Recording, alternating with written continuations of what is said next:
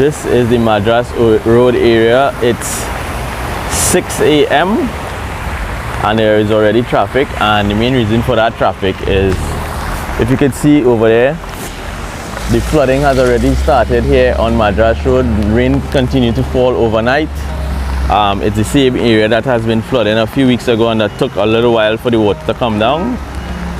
Drivers are beginning to turn around because the height of the water is already crossing the road. Residents of the area are fearful that if they do get out, they would be stranded outside.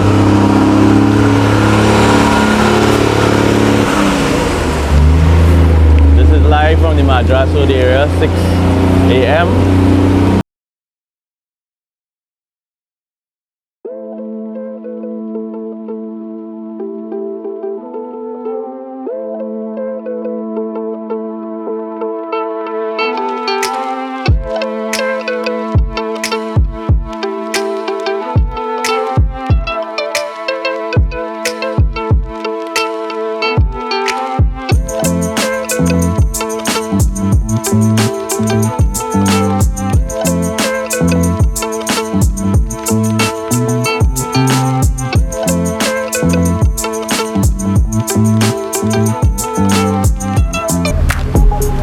Time is 4 p.m.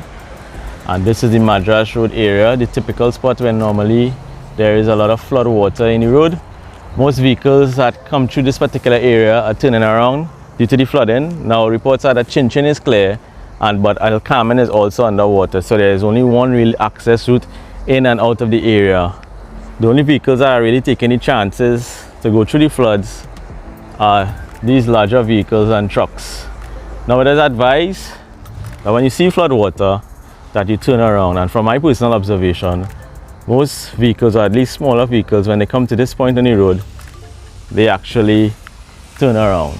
And as you can see right now, the water is also in the homes of most residents that are on the side in this area.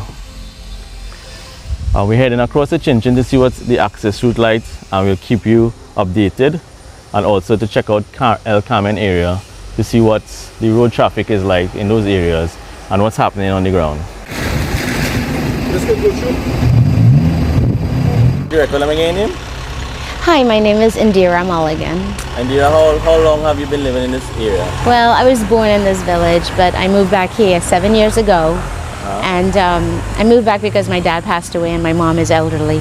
But my mother's lived here for over 70 years now.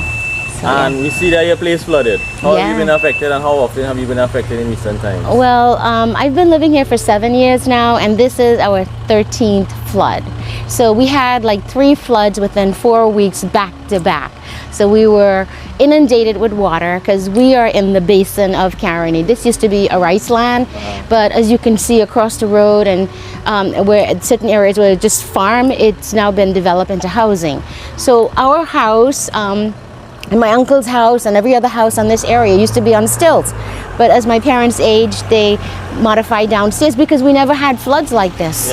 We used to get 1 flood every 4 years, but we've never seen floods like this. It's just devastating. As you can see, we have an orchard, and I have grapefruits that I've put up for sale.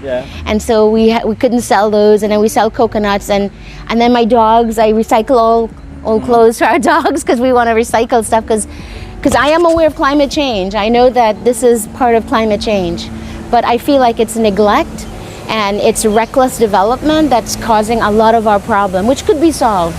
You know. What does it feel like when you know water coming up in the area? What's your mind?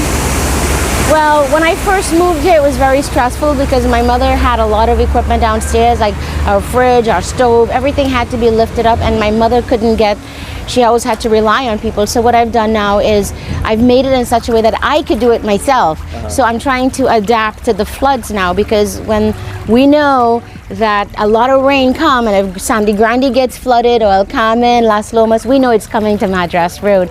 So what I do is I get all my chickens up high up, and I make sure that my chickens are safe, and I make sure my dogs are okay, and I make sure that all my plants and everything that I have that I can move up.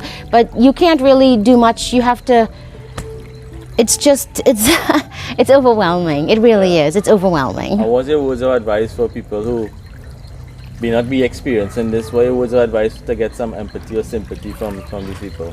I think people are so numb to this now, because I'm being really honest, because we see this every day, every year, and I think the most people who don't get floods, they just don't know what we're going through. And I think the worst part of it is the government. You know, we're in a democracy and we have lots of money, and our government has refused to invest in local infrastructure. And I think that's the problem. And so we're not going to get sympathy from the most elite or the people who have never experienced this. I want to tell you that what the minister said is true, but nobody cares. But there are real diseases in this water. When I was little, I had a virus. I played in the water and I got a virus when I was about 6 years old. And so I know this water is filthy.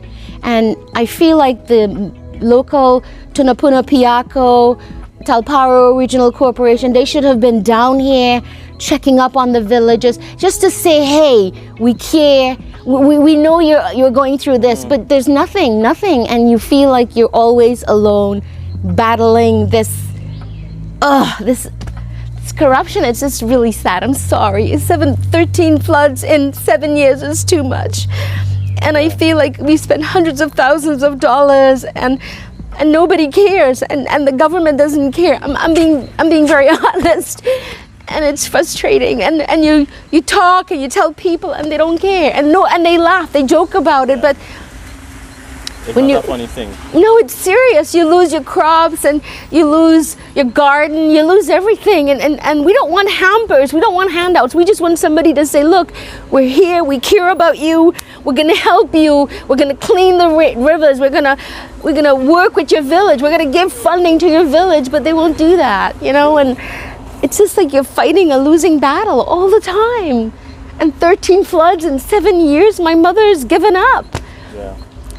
And I feel horrible because there's a lot of elderly people who live in houses like we do, but there's no sympathy because people say, oh, you've got a big house and you're all set, you know. It's yeah. They don't understand. It's a psychological abuse, and I think it needs to stop. And we're going to see more floods. It's going to get worse. We're going to see more convections where you have a lot of heat now, and then precipitation and storms, and you're going to see a lot going on in our area. And we're not getting, the meteorologists aren't telling us. They don't want us. And the media, the radio, you're turning all the dials to listen to the weather, and they're not telling you anything about who's flooded, what bridge is broken. So all you're hearing is music and people, loud music and dancing and singing, and nobody's talking about the real stuff that we're experiencing.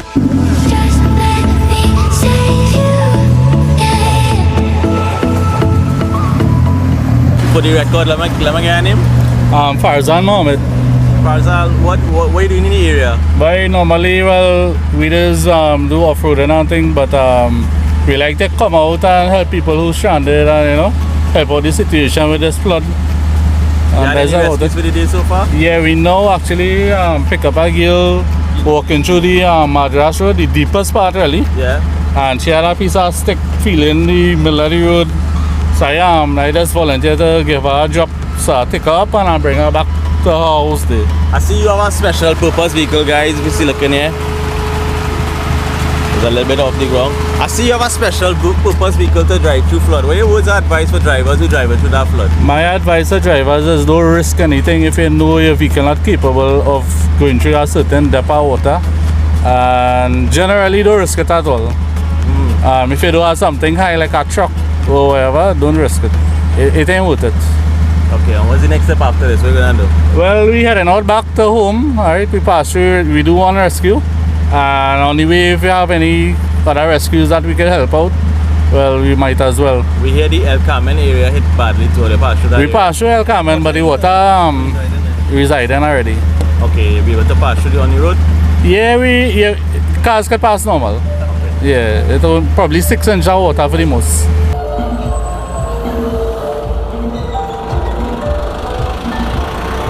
is the Madras Road junction just off Chin Chin. And as you can see here, vehicles are still coming through the Chin Chin Road. Currently in this area, Chin Chin Road, you're able to drive through Chin Chin Road. Chin Chin Road is currently dry, but if you're going into the airport area or you're coming through Madras Road, there's water in the road. Most people who are in the area trying to get home came through the Chin Chin Road side in order to get home. We're going to El Carmen now. This is the El Carmen Road. I just came from the Chin Chin Road and that was clear. Most drivers in the area that I spoke to were trying to get to the airport or to St. Helena. And because Madras Road is cleared, they have no choice but to come to the El Carmen side here, which is currently underwater. But most drivers are taking the risk and proceeding with caution, making their way through the flood waters. But as you can see, there is currently still water on the road here in El Carmen. Most people I spoke to were just trying to get home. Just trying to get home get home. But the Chin Chin Road is clear if you need to be in that direction.